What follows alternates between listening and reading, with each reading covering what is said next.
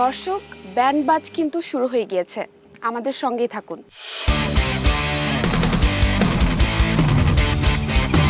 আমার সঙ্গে তো আপনাদের পরিচয়টা হয়ে গিয়েছে, তো দর্শকদের উদ্দেশ্যে আরেকবার যদি একটু বলতেন। আমি কুশল, আমি ভোকাল, আমি গান গাই, সিঙ্গিং করি। আচ্ছা ভাইয়া। আমি রাহিব, আমি জেমস স্টোনের বেজিস্ট। এই তো। আর ওকে। আমি নাবিল, আমি লিড গিটার বাজাচ্ছি কুশলের সাথে। অনেকদিন ধরে বাজাচ্ছি আমরা একসাথে। জেমস স্টোন আমাদেরই ফোন করে। Wow, great. হ্যাঁ, ওর আমি মিলে ফ্রম। আচ্ছা আচ্ছা, ভাইয়া। ওকে, ড্রামসে আছে। গ্রেট। ভাইয়ের হাসিটা সুন্দর। আচ্ছা, জেমস স্টোন নিউ একটা ব্যান্ড, তো এই ব্যান্ডের স্টার্টিংটা আমি একটু জানতে চাইবো, কেমন ছিল শুরুটা? আচ্ছা, নাবিল তো দেশের বাইরে অনেকদিন মিউজিক করছে, আর আমি তো বাংলাদেশেই সবসময়। আমি তো তো ওর সাথে আমার হঠাৎ যখন আড্ডা হচ্ছিল, তখন ওকে আমি বললাম যে আমরা একসাথে একটা ব্যান্ড ফর্ম করতে পারি। তো ওভাবে আর কি গল্প করতে করতে এই ব্যান্ডটা ফর্ম করা, মানে ওর মিউজিক্যাল টেস্ট শেয়ার করতে করতে আর কি মূলত ব্যান্ডটা ফর্ম হয়েছে। তো এখন আমরা একসাথেই করতেছি আর কি অনেকদিন যাবত। আচ্ছা আচ্ছা, তো জেমস স্টোন নামটা কেন? এখানে একটা স্টোরি আছে।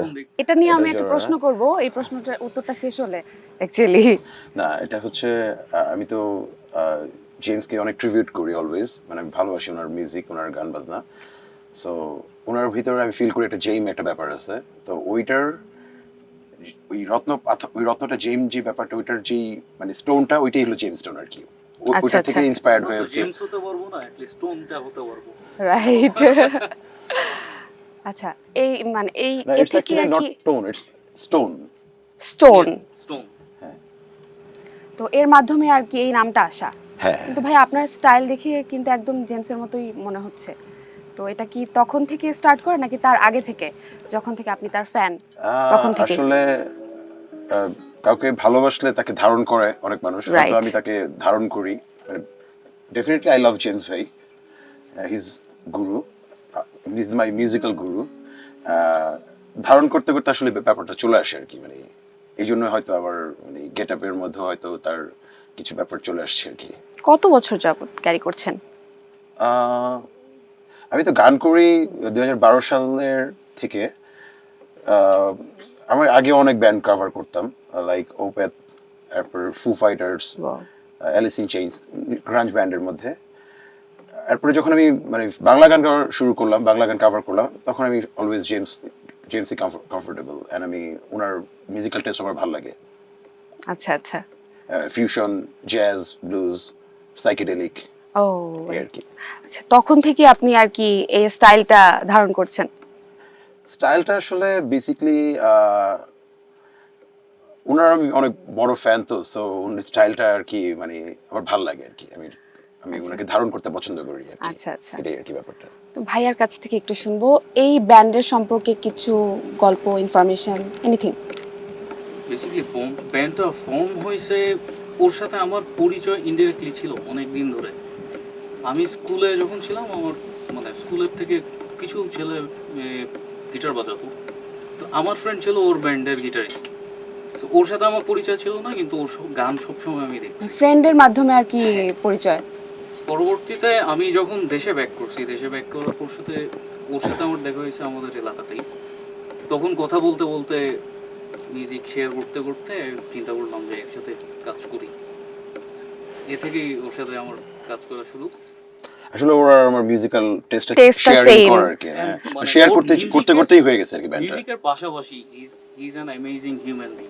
ওয়াও, না আমি কথা বলে বুঝতে পেরেছি এতক্ষণ যাবত আপনাদের সবার সাথেই টুকটাক গল্প করছিলাম, তো তখন থেকেই বুঝতে পেরেছি।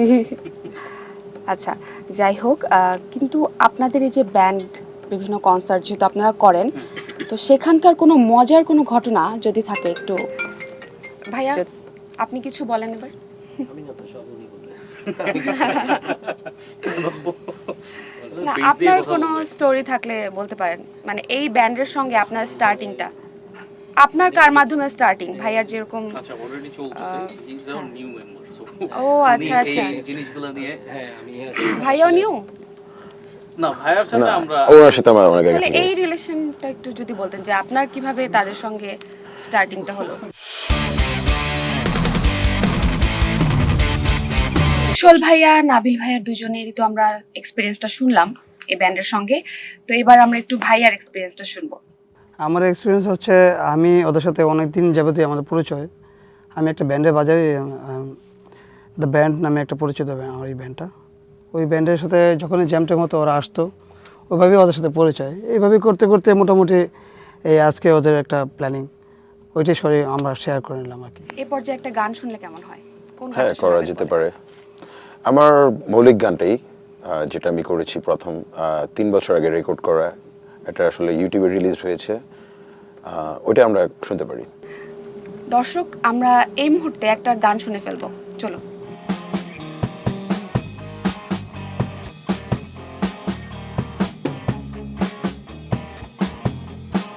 চলেছি একা বিরল পথে, ভুলে ভালোবাসা বিরহ ক্রোধ, দুপাশে সবুজ প্রকৃতি সাজে, গায়ে মেখে কিছু খেয়ালি রোদ।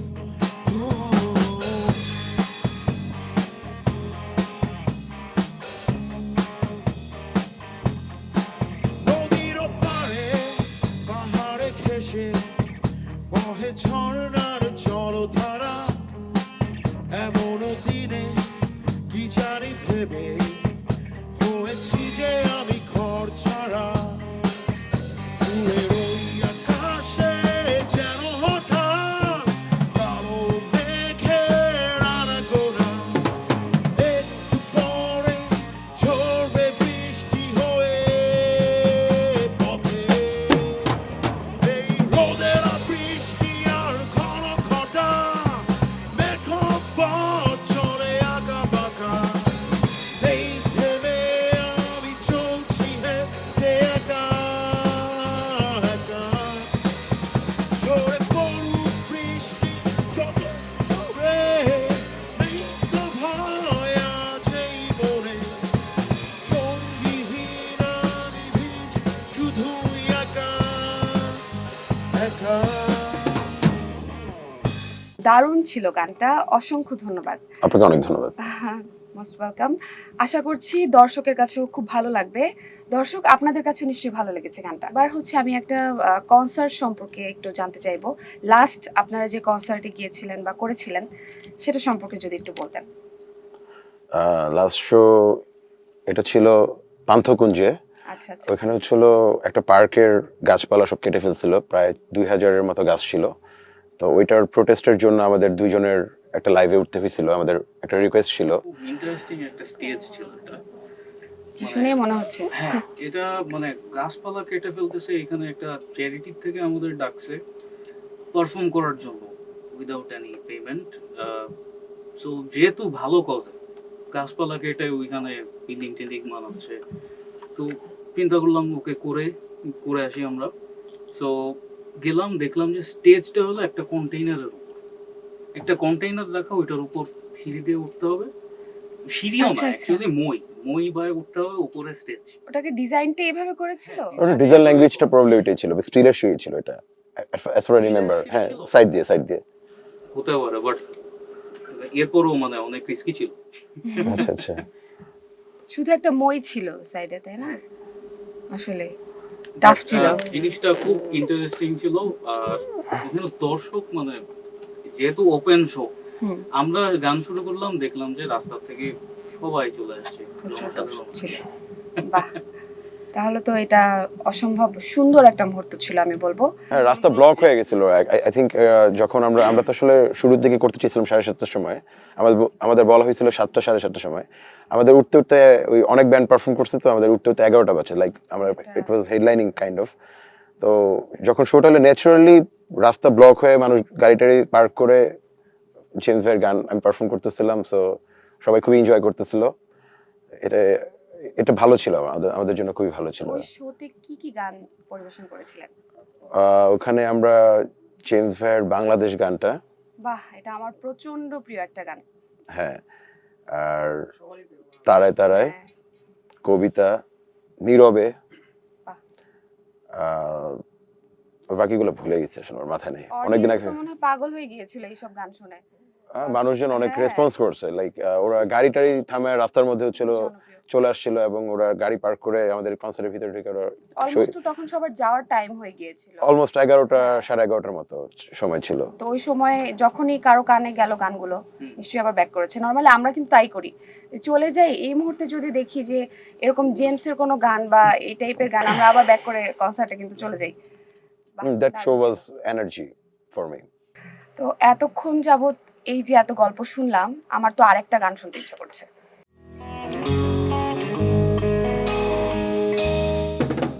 কবিতা, তুমি স্বপ্নচারিণী হয়ে খবর নিও না। কবিতা, এই নিশাচর আমায় ভেবো না সুখের মোহনা। দেখবে আমাদের ভালোবাসা হয়ে গেছে কখন যেন মহব্বত মাতার ওজন, মহব্বত মাতার ওজন। কবিতা, তুমি স্বপ্নচারিণী হয়ে খবর নিও না। কবিতা, এই নিশাচর আমায় ভেবো না সুখের মোহনা।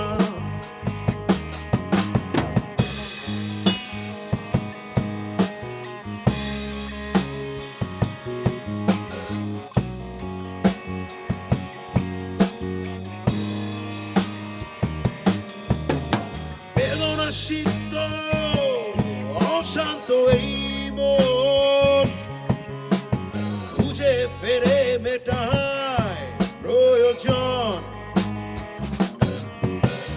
যত দূর জানে এ ব্যাকুল হৃদয়, নীল বিশ্বের পেয়ালা মনের বাঁধন। বেদনা সিদ্ধ অশান্ত এই মন খুঁজে ফেরে মেটায় প্রয়োজন। যত দূর জানে এ ব্যাকুল হৃদয়, নীল বিশ্বের পেয়ালা মনের বাঁধন। দেখবে আমাদের ভালোবাসা হয়ে গেছে কখন যেন মহত্ব মাতার ওজন, মহত্ব মাতার ওজন।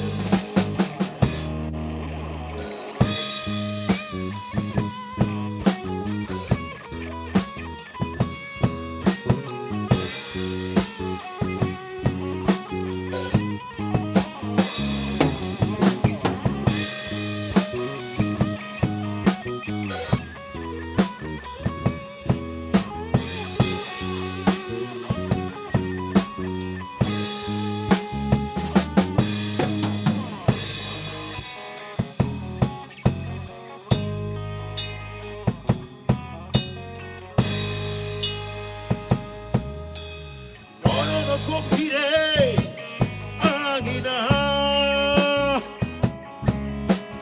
নিবিড়তার ছোঁয়ায় হৃদয় প্রতিমা। কোথায় হারালে বলো পাবো তোমায়, বসন্তে মাতাল আমি এক অপূর্ণতা। নয়ন গভীরে আঙিনা, নিবিড়তার ছোঁয়ায় হৃদয় প্রতিমা।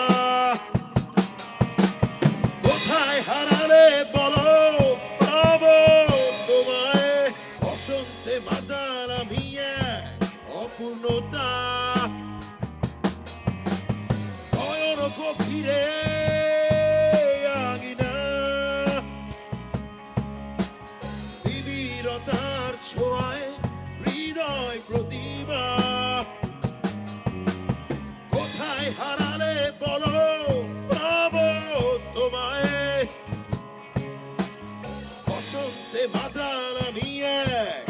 অপূর্ণতা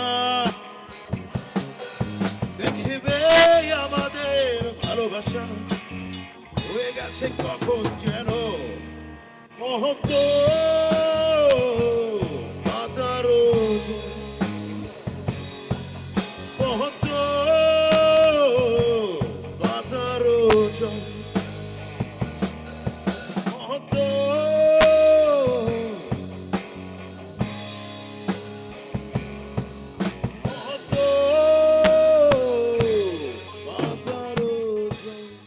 এই গানটাও বেশ চমৎকার ছিল, খুবই চমৎকার ছিল। তো ভাই আপনাদের নেক্সট প্ল্যান কি এই ব্যান্ড নিয়ে একটু জানতে চাই।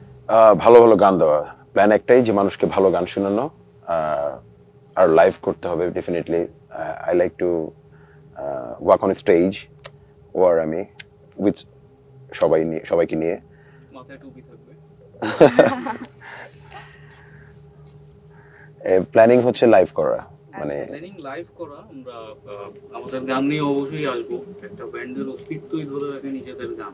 এক্স্যাক্টলি। সো সেই গানগুলো নিয়েও আমরা যেহেতু কাজ করছি, সবাই গান শুনতে পারবে, আমাদের লাইভ শো দেখতে পারবে। গানগুলা এখনো রেকর্ডিং প্রসেসের মধ্যেই আছে, আরো কিছু গান নিয়ে আমরা বসছি। ওর আমার বাসা খুবই কাছাকাছি। তাহলে তো অনেক সুবিধা হয় আপনাদের। হ্যাঁ, যদি ওরে আমি খুঁজে পাই না ম্যাক্সিমাম টাইম, খুবই বিজি ম্যান, কি নিয়ে বিজি থাকে আমি জানি না। আচ্ছা, আমি মাঝখানে একটা কথা বলতে চাই। ভাইয়া একটু আগে বলছিলেন টুপির একটা প্রসঙ্গ, এটা কেন? Signature style. না, এটা হচ্ছে জাস্ট গুরুকে ভালোবেসে গুরুর ট্রিবিউট দেওয়া আর কি। এটা রুমি ভাই দেয়া না, হ্যাঁ, এটা কিচিরমিচির ক্রিয়েশনের করা। ওরাও একটা পেজ, ওরা মানে এই ধরনের প্রজেক্ট নিয়ে কাজ করে, এরা আমাদের খুব ভালো ফ্রেন্ড। আচ্ছা যাক, খুব ভালো লাগলো ভাইয়া আজকে এই আড্ডা দিয়ে। আশা করছি ইন ফিউচার আমরা আরো ভালো ভালো গান পাবো। দর্শকদের জন্য আপনাদের কিছু যদি বলার থাকে কাইন্ডলি একটু বলবেন, আপনাদের আপকামিং প্রজেক্ট অ্যান্ড আপনাদের কাজ নিয়ে। অসংখ্য ধন্যবাদ ভাইয়া আজকের এই আড্ডায়। তো আমার খুবই ভালো লাগলো, আশা করছি আপনাদেরও ভালো লেগেছে। তো আপনাদের আপকামিং যে গানটা আসছে সেই সম্পর্কে একটু বলে আজকে আমরা এই প্রোগ্রামটা শেষ করব। আপকামিং গান এখনো যেহেতু রেকর্ডিং প্রসেসে, আমরা কিছু রিভিল করতে যাচ্ছি না। গানের নামও আমরা এখনো ডিসাইড করি নাই, সো সেটা আমরা জানায় দেব আমাদের পেজ থেকে, জেমস্টোন থেকে। আর একটা লাস্ট যে গানটা করলাম আমরা, সেটা হলো রাজুর শেষ কথা। হ্যাঁ, last release track, second single of our band. হ্যাঁ, সেকেন্ড অরিজিনাল। ওইটা রেকর্ডিং এক্সপিরিয়েন্স নিয়ে বলতে পারো। ওইটাও শুনতে তো আমি দলছুটের মাসুম ভাই, দলছুটের গিটারিস্ট মাসুম ভাই, Masum Wahidur Rahman, He's our guru, basically. উনি আমার একজন গুরুজন। আমি ওনাকে অনেক রেসপেক্ট করি, অনেক ভালো একজন মানসম্মত, অনেক ভালো গিটারিস্ট সে। সে হচ্ছিল এক বড় ভাই প্রডিউসার, ইউএসএ তে থাকে, আমেরিকাতে। ওনার নাম রাজু। উনি হচ্ছিল এই গানটা ওনার মাসুম ভাইকে মানে দিছিল গানটা করতে। তো মাসুম ভাই হচ্ছে আমাকে বলছে যে গানটা গাওয়ার জন্য, তখন আমি আবার গানটা করছি আর কি। তো এটা আজ থেকে 2 বছর আগে রিলিজ করা একটা ট্র্যাক। তো ওইটা ছিল আমার লাস্ট ট্র্যাক রিলিজ। ওই গানটার নাম হচ্ছে রাজু শেষ কথা। আপনারা সবাই শুনবেন। ভালো লাগলে আপনারা ইউটিউবে কমেন্ট করতে পারেন, আপনাদের মতামত জানাতে পারেন। কি দর্শক, আপনাদের কাছে অবশ্যই ভালো লাগবে। আর আপনারা নিজেদের কোনো মতামত থাকলে অবশ্যই আমাদের ফেসবুক পেজের যে কমেন্ট বক্স আছে সেখানে কিন্তু জানাতে পারেন।